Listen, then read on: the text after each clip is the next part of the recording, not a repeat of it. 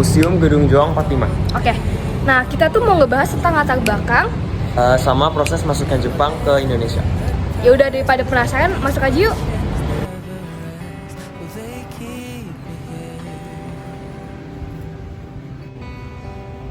Wah, udah sampai nih guys.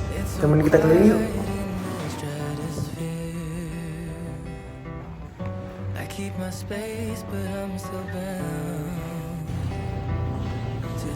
Bin, itu ruangan Jepang nggak sih? Oh iya, ayo masuk yuk. Ada Fitri Manca tuh. Samperin. Guys, ini ngapain? Oh, jadi kita lagi ngomongin salah satu tokoh Indonesia yang membantu kita merdeka dari Jepang. Oh, lu perjuangannya gimana? Perjuangannya tuh...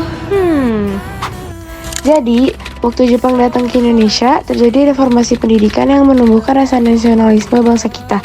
Nah, pada saat itu rakyat kita udah mulai sadar rasa untuk bersatu biar bisa mengusir penjajah.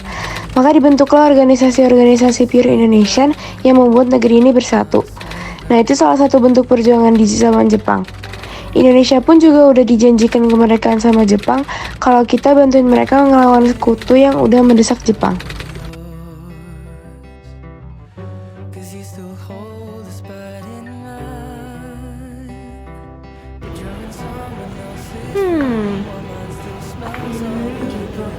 Jadi gimana sih proses masuknya Jepang ke Indonesia? Nah, kenapa sih Jepang masuk Indonesia? Pada tahun 1850, Jepang itu ekonominya terbelakang. Mereka jadi sasaran empuk negara-negara besar. Pada masa restorasi Meiji tahun 1868, akhirnya muncul sekelompok pemimpin yang berkuasa. Mereka bertekad untuk memperkuat Jepang dengan cara menciptakan angkatan laut dan daratan yang modern. Terus mereka melakukan industrialisasi negara, membongkar feodalisme sambil mendirikan birokrasi negara yang advance dan berpusat pada kaisar. Sekelompok pemimpin kecewa sama Jepang yang diinjek-injek orang barat. Pada tahun 1854, Jepang dipaksa untuk membuka pelabuhannya untuk tempat dagang Amerika. Setelah Jepang berubah menjadi negara industri, Jepang pun butuh SDA yang lebih banyak. Akhirnya dia melakukan imperialisme ke negara-negara tetangganya. Pertama, Jepang meningkatkan militer. Salah satu orang yang berperan penting dalam transformasi militer Jepang adalah Yamagata Arimoto. Karena Jepang menguasai Indochina, Amerika Serikat yang merupakan penyuplai minyak bumi ke Jepang melakukan embargo, jadinya Jepang nggak punya sumber daya minyak lagi. Hal itu mendorong Jepang melakukan ekspansi ke Indonesia. Nah, gitu Bin. Oh.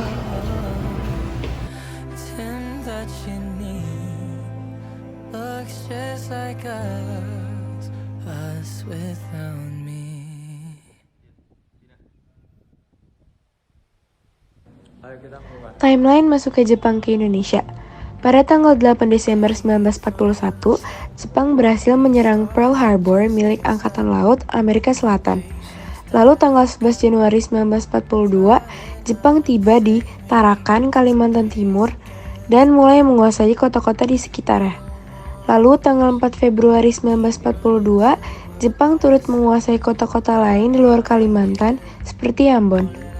Lalu pada tanggal 28 Februari 1942, Jepang tiba di Pulau Jawa, tepatnya di Teluk Banten, Eretan Wetan, Jawa Barat, dan Kragen, Jawa Tengah. Lewat perjanjian Giyanti yang ditandatangani oleh Jepang dan Belanda pada 8 Maret 1942 di Kalijati, Subang, Jawa Barat, perjanjian ini memuat bahwa Belanda menyerahkan kekuasaannya di Indonesia kepada Belanda. Selain menyerahkan kekuasaan, perjanjian Kalijati juga sebagai tanda berakhirnya penjajahan Belanda di Indonesia. Masuknya Jepang ke Indonesia disambut baik karena rakyat Indonesia mengira Jepang adalah saudara tua mereka yang bakal membebaskan mereka dari Belanda. Sama seperti apa yang udah diramalkan Jayabaya tentang orang kulit kuning yang membebaskan kita dari orang kulit putih. Terima kasih telah menyaksikan vlog kecil kami yang menjelaskan tentang latar belakang dan proses masuknya Jepang ke Indonesia. Wassalamualaikum warahmatullahi wabarakatuh. Muah.